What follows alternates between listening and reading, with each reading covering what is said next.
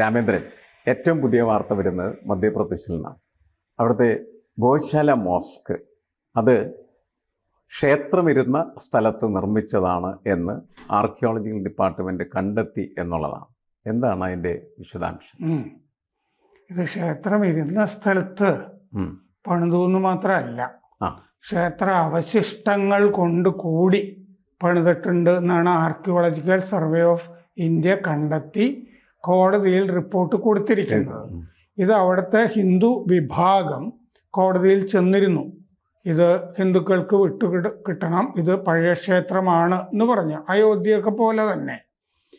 പിന്നെ മധുര കൃഷ്ണ ജന്മഭൂമിയൊക്കെ ഇല്ലേ, ഞാൻ വാബി, ഇങ്ങനെ ചില പ്രശ്നങ്ങൾ നടക്കുന്നില്ലേ. അതിൽ ഒരു പ്രധാനപ്പെട്ട പ്രശ്നം തന്നെയാണ് ഈ ഭോജ്ശാല മോസ്കിൻ്റെത്.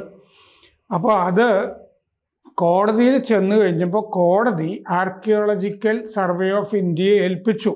സർവേ നടത്തി, ഉത്ഖനനമൊക്കെ നടത്തി, ഇത് ഈ പറയുന്നത് ശരിയാണോ, ഹിന്ദുക്കളുടെ അവകാശവാദം ശരിയാണോ എന്ന് കണ്ടെത്താൻ പറഞ്ഞു. ഇത് അയോധ്യയുടെ കാര്യത്തിലും അങ്ങനെ ഉത്ഖനനം നടന്നിരുന്നല്ലോ. ബിബി ലാലിൻ്റെ നേതൃത്വത്തിൽ. കെ മുഹമ്മദ് അതിലൊരു ജൂനിയർ ആയിട്ടുള്ള പാർട്ടും ആയിരുന്നല്ലോ ആ ഉത്ഖനനത്തിൽ.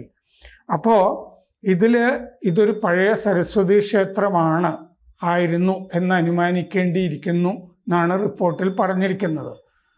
ഈ ശില്പങ്ങളൊക്കെ ബാക്കിയുണ്ട് അവിടെ ഇപ്പോഴും. ഹിന്ദു ദേവതകളുടെയും ഈ മൃഗങ്ങളുടെ, മനുഷ്യരുടെ ഒക്കെ രൂപങ്ങളുള്ള ശില്പങ്ങളുമൊക്കെ ബാക്കി തൂണുകളിലും ജനാലകളിലും ഒക്കെ ബാക്കി നിൽക്കുന്നുണ്ട്. ക്ഷേത്രത്തിൻ്റെ പോലെയുള്ള തൂണുകൾ ഇപ്പോഴും അതിൻ്റെ അകത്ത് നിൽപ്പുണ്ട്. ഒരു മോസ്ക് പോലെ അല്ല ഇതിൻ്റെ പല ഭാഗങ്ങളും കാണുമ്പോൾ തോന്നുന്നത്. ഇതിൻ്റെ അകത്ത് 3 ഈ പുരാവസ്തു കാലഘട്ടങ്ങൾ, ആർക്കിടെക്ചറൽ പീരിയഡ്സ്, വാസ്തു കാലഘട്ടങ്ങൾ എന്ന് പറയാം, അതുള്ളതായിട്ട് ഈ റിപ്പോർട്ടിൽ പറഞ്ഞിട്ടുണ്ട്. പരമാര രാജവംശം ഭരിച്ചിരുന്ന കാലമാണ് അതിൻ്റെ അകത്ത് പ്രധാനം. എന്ന് പറഞ്ഞാൽ 10-11 നൂറ്റാണ്ടുകളിൽ ഭരിച്ചിരുന്നതാണ് ഈ പരമാര രാജവംശം. അപ്പോൾ ഇതിൻ്റെ അകത്ത് 106 തൂണുകൾ, പിന്നെ 82 ചെറിയ തൂണുകൾ ഇതിൻ്റെ അകത്തുണ്ട്. 94 ശില്പങ്ങൾ കിട്ടിയിട്ടുണ്ട് ഇതിൻ്റെ അകത്ത് നിന്ന്. ഇത് കമൽ മൗല മോസ്ക് എന്നാണ് ഈ മോസ്ക് ഇപ്പോൾ അറിയപ്പെട്ടുകൊണ്ടിരിക്കുന്നത്. മധ്യപ്രദേശിലെ ധർ ജില്ലയിലെ സ്ഥലത്താണ് ഇതിപ്പോൾ ഉള്ളത്. മധ്യപ്രദേശിലെ ധർ സ്ഥലത്താണ്, ഇൻഡോറിൻ്റെ ഒക്കെ അടുത്താണ് ധർ ഉള്ളത്. ഇത് 9 അംഗ ആർക്കിയോളജിക്കൽ സർവേ ഓഫ് ഇന്ത്യയുടെ 9 അംഗ സംഘം ആണ് ഇത് സർവേ നടത്തിയത്. അതിൽ 3 പേർ മുസ്ലിങ്ങൾ ആയിരുന്നു. അപ്പോൾ ഇതൊരു 950-1000 വർഷം പഴക്കം ഉള്ള ഒരു പഴയ ക്ഷേത്രം പൊളിച്ച് പള്ളി പണിതതാണ്, അല്ലെങ്കിൽ പല ക്ഷേത്രങ്ങൾ പൊളിച്ച് മോസ്ക് പണിതിരിക്കുന്നതാണ് എന്നുള്ളത് വ്യക്തമാണ്. ഈ ഭോജ്ശാല മോസ്ക് എന്ന് പറയാനുള്ള കാര്യം എന്താണെന്ന് വെച്ചാൽ, രാജാ ഭോജ് ആണിത് പ്രധാനമായിട്ടും പണിതിരിക്കുന്നത്, ഈ ക്ഷേത്രം എന്നുള്ളത് കൊണ്ടാണ്. അദ്ദേഹത്തിൻ്റെ പൂർവ്വസൂരികൾ, മുൻഗാമികളും ഇതിൻ്റെ കുറേ ഭാഗങ്ങൾ പണിതിട്ടുണ്ട്. അപ്പോൾ ഇത് ഹിന്ദു ഫ്രണ്ട് ഫോർ ജസ്റ്റിസ് എന്ന് പറഞ്ഞ സംഘടനയാണ് കോടതിയിൽ പോയത്. അതുപോലെ ഭോജ് ഉത്സവ് സമിതി എന്ന് പറഞ്ഞ മറ്റൊരു ഹിന്ദു സംഘടനയും പോയിരുന്നു. ഇനി ഈ ഭിന്നചേരികളുണ്ടല്ലോ, ഈ മോസ്കിൻ്റെ ഭരണസമിതി ഒക്കെ ഉണ്ടല്ലോ, ഇവർക്കൊക്കെ ഈ കാര്യത്തിൽ സർവേ റിപ്പോർട്ട് വന്ന ശേഷം അവരുടെ അഭിപ്രായം രേഖപ്പെടുത്താനായിട്ട് കോടതി 2 ആഴ്ചത്തെ സമയം കൊടുത്തിട്ടുണ്ട്. 2000 പേജുണ്ട് ഈ സർവേ റിപ്പോർട്ട്. 10 വാല്യം ആയിട്ടാണ് അത് കൊടുത്തിരിക്കുന്നത്. അപ്പോൾ ആർക്കിയോളജിക്കൽ സർവേ ഓഫ് ഇന്ത്യയുടെ അഡീഷണൽ ഡയറക്ടർ ജനറൽ അലോക് ത്രിപാഠിയുടെ നേതൃത്വത്തിലാണ് ഈ സംഘം ഉത്ഖനനം നടത്തിയത്. സംഘത്തിൽ സുൽഫിക്കർ അലി, ഭുവൻ വിക്രം, ഗൗതമി ഭട്ടാചാര്യ, മനോജ് കുമാർ കുർമി, ഇസ്ഹർ ആലം ഹഷ്മി, അഫ്തബ് ഹുസൈൻ, 3 മുസ്ലിങ്ങൾ ഉണ്ട്, ശംഭുനാഥ് യാദവ്, നീരജ് കുമാർ മിശ്ര, ഇത്രയും പേരാണ് സംഘത്തിലുണ്ടായിരുന്നത്. ആധുനിക സാങ്കേതിക വിദ്യകളൊക്കെ പ്രയോഗിച്ചിരുന്നു. സർവേയിൽ 98 ദിവസം നീണ്ടു നിന്നു ഈ ഉത്ഖനനം, എക്സ്കവേഷൻ എന്ന് പറയുന്നത്. ഗണപതിയുടെ, ബ്രഹ്മാവിൻ്റെ, നരസിംഹത്തിൻ്റെ, ഭൈരവൻ്റെ ഒക്കെ പ്രതിമകൾ കണ്ടുകിട്ടിയിട്ടുണ്ട്. അതുപോലെ സിംഹം, ആന, കുതിര, നായ, കുരങ്ങ്, പാമ്പ്, ആമ, അരയന്നം, പക്ഷി, ഇങ്ങനെ പല പ്രതിമകളിലും ഒക്കെ കൊത്തിയതും ഒക്കെ കണ്ടെത്തിയിട്ടുണ്ട്. കീർത്തി മുഖങ്ങൾ കണ്ടുകിട്ടിയിട്ടുണ്ട്. അപ്പോൾ ഈ ആർക്കിയോളജിക്കൽ സർവേ റിപ്പോർട്ട് വളരെ പ്രധാനമാണ്. അയോധ്യയുടെ കാര്യത്തിലും സംഭവിച്ചതുപോലെ സരസ്വതി ക്ഷേത്രമായിരുന്നു ഇത് മുമ്പ് എന്ന് കണ്ടെത്തിയിട്ടുണ്ട്. ക്ഷേത്രഭാഗങ്ങൾ അവിടെ അവശേഷിക്കുന്നുണ്ട്. ഈ അവശേഷിക്കുന്ന തകർത്ത ശേഷമുള്ള തറയിലാണിത് ബാക്കി ഭാഗങ്ങൾ പടുത്തുയർത്തിയിരിക്കുന്നത് എന്നും കണ്ടെത്തിയിട്ടുണ്ട്. അല്ല, ഇതൊരു എന്താണ്, ചരിത്രത്തിൻ്റെ റിപ്പോർട്ട് എന്ന നിലക്കും വളരെ ശാസ്ത്രീയമായിട്ടുള്ള റിപ്പോർട്ട് എന്ന നിലക്കും ഇതിനോടുള്ള സമീപനം കോടതി എന്താണ് എടുക്കാൻ സാധ്യതയുള്ളത്?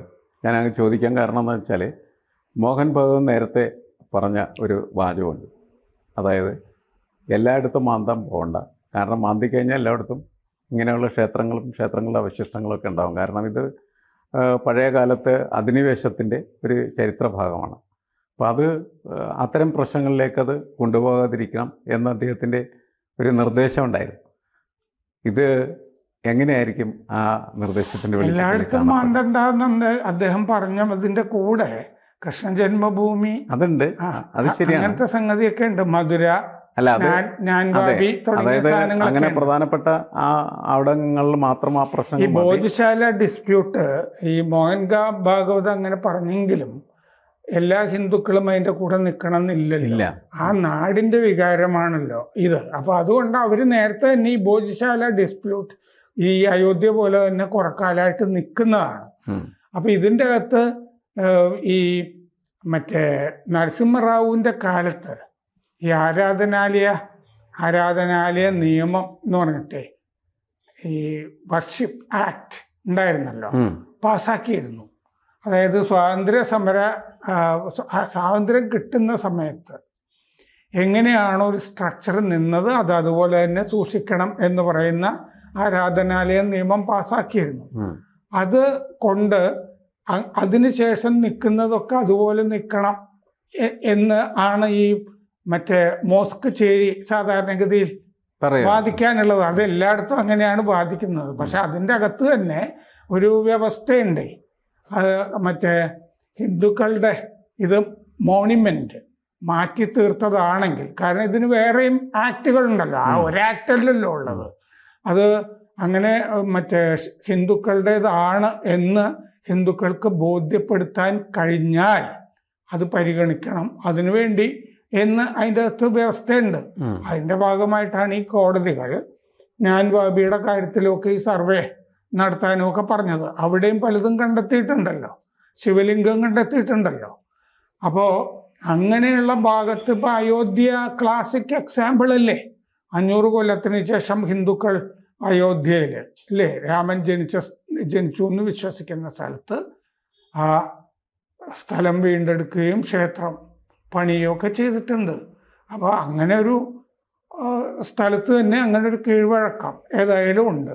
അപ്പോൾ ഇതിൻ്റെ അകത്ത് ഒരു അമിക്കബിൾ സെറ്റിൽമെൻറ്റിലേക്ക് പോകുന്നതായിരിക്കും നല്ലത്, അയോധ്യ പോലെ. എല്ലാ കാര്യങ്ങളെ സംബന്ധിച്ചിടത്തോളം ഈ അധിനിവേശത്തിൻ്റെ ഒരു ചരിത്രം നിൽക്കുമ്പോൾ സ്വാഭാവികമായിട്ടും എല്ലാ സ്ഥലത്തും ഇത് ഉണ്ടാകാനുള്ള സാധ്യതകൾ വളരെ കൂടുതലാണ്. അപ്പോൾ അത് സംഘർഷാത്മകമായ ഒരു ഭൂമിയിലേക്ക് പോകുന്നതിന് പകരം രാമേന്ദ്രൻ സൂചിപ്പിച്ചാൽ അമിക്കബിൾ സെറ്റിൽമെൻറ്റ്, രണ്ടുപേരും കൂടി ഇരുന്ന് സംസാരിച്ച് അതിൽ തീരുമാനമെടുക്കുക, അതായിരിക്കും നല്ലത്. അല്ലെങ്കിൽ സംഘർഷം വീണ്ടും വരികയും വീണ്ടും കോടതി വീണ്ടും സുപ്രീം കോടതി. എന്താന്ന് വെച്ചാൽ സീതാറാം ഗോയൽ ഒരു പുസ്തകം എഴുതിയിട്ടുണ്ട്. അതിൻ്റെ അകത്ത് സീതാറാം ഗോയൽ കേരളത്തിലേതുൾപ്പെടെ ഒരുപാട് മോസ്കുകളുടെ കാര്യം പറഞ്ഞിട്ടുണ്ട്. ഇത് ക്ഷേത്രങ്ങളായിരുന്നു എന്ന്. 22,500 വരും. ഇത് മൊത്തം ഈ പറഞ്ഞ പോലെ നമുക്ക് മാന്താൻ പറ്റില്ലല്ലോ. ഔറംഗസേബിൻ്റെ കാലത്ത് തന്നെ ഏതാണ്ട് അത്രയും ക്ഷേത്രങ്ങൾ തകർത്തിട്ടുണ്ടാവും. കാരണം എന്താണെന്ന് വെച്ച് കഴിഞ്ഞാൽ ആ മുഗൾ അല്ലെങ്കിൽ ഗോറി ഗസ്നിമാരുടെ മുഗൾ ഭരണം വരുന്നതിന് മുമ്പ് ഉള്ള ആക്രമണം കാലത്തുമൊക്കെ ആ ആക്രമണത്തിൻ്റെ ഭാഗം തന്നെ ഈ വിഗ്രഹഭഞ്ജനം മറ്റേ നബിയുടെ യുദ്ധങ്ങളിലും ഉണ്ടല്ലോ. ഏറ്റവും ഒടുവിൽ ക്ഷേത്രാരാധന ഉണ്ടായിരുന്ന സ്ഥലത്തല്ലേ ഇസ്ലാം വരുന്നത്. അപ്പം അങ്ങനത്തെ ഈ തച്ച് തകർക്കലുകൾ എല്ലായിടത്തും ഉണ്ടായിട്ടുണ്ട്. മാപ്പിളകളുടെ കാലത്ത് ഉണ്ടായിട്ടുണ്ട്, ടിപ്പുവിൻ്റെ വരവിലുണ്ടായിട്ടുണ്ട്, ഹൈദരാലിയുടെ വരവിലും ഒക്കെ ഉണ്ടായിട്ടുണ്ട്. അത് തകർക്കുക, നമ്മുടെ വിശ്വാസം അവിടെ അധിനിവേശത്തിൻ്റെ ഭാഗമായിട്ട് ഉറപ്പിക്കുക. ഗോവയിൽ പെർസിക്യൂഷൻ നടന്നിട്ടില്ലേ ജസ്യൂട്ടുകളുടെ, അപ്പോൾ ഈശോ സഭക്കാർ എന്ന് പറഞ്ഞതുപോലെ ഈ പ്രധാനപ്പെട്ട സ്ഥലം ഇതൊരു ഗൗരവമുള്ള ഡിസ്പ്യൂട്ടായിട്ട് കിടക്കുന്നതാണ് ഈ ഭോജശാല എന്ന് പറയുന്നത്. ലൈവാ. അപ്പോൾ അതുകൊണ്ട് അതിൻ്റെ അകത്തൊരു തീരുമാനം ഉണ്ടാകാൻ വേണ്ടിയിട്ടാണ് സർവേ നടത്താൻ പറഞ്ഞത്. ആ റിപ്പോർട്ട് പോയിരിക്കുന്നു. അപ്പോൾ അതുകൊണ്ട് ഇതിൻ്റെ അകത്ത് ഒരു തീർപ്പ്, കാര്യമായ തീർപ്പ് ഹിന്ദുക്കൾക്ക് അനുകൂലമായി തന്നെ ഉണ്ടാവും എന്നാണ് തോന്നുന്നത്. കാരണം ഈ ഹിന്ദു വിഭാഗം പറഞ്ഞിരുന്നു സർവേയിൽ അല്ല ഇത് മോസ്ക് തന്നെയാണെന്ന് കണ്ടെത്തിയിരുന്നെങ്കിൽ, അത് നേരത്തെ തന്നെ അവർ പറഞ്ഞിട്ടുണ്ട് അതങ്ങനെ തന്നെ, ഞങ്ങൾക്ക് വിരോധമില്ല. പക്ഷെ ക്ഷേത്രമാണെന്ന് കണ്ടെത്തിയാൽ അതങ്ങനെ എന്നവർ പറഞ്ഞിരുന്നു. അപ്പോൾ ഇതൊരു പ്രധാനപ്പെട്ട സംഭവമാണ് ഈ ഭോജശാല. കാരണം ഇവിടുത്തെ മുഖ്യധാരാ മാധ്യമങ്ങൾ ഇത് പറഞ്ഞു എന്ന് വരില്ല. എന്ന് പറഞ്ഞാൽ അവർക്ക് ഈ സെക്കുലറിസം സംരക്ഷിക്കേണ്ട ബാധ്യതയുണ്ടല്ലോ. അപ്പോൾ നമുക്കതില്ലാത്തത് കൊണ്ട് ഈ ഒരു വാർത്ത നമ്മൾ പ്രേക്ഷകരോട് പറയുന്നു. ഇങ്ങനൊരു സംഭവം ഉണ്ട്, പ്രധാനപ്പെട്ട സംഭവവികാസമാണ്. കൂടുതൽ വാർത്തകളും വിശേഷങ്ങളും നിങ്ങളിലേക്ക് എത്താൻ ABC മലയാളം സബ്സ്ക്രൈബ് ചെയ്യുക, ബെൽ ബട്ടണും അമർത്തുക.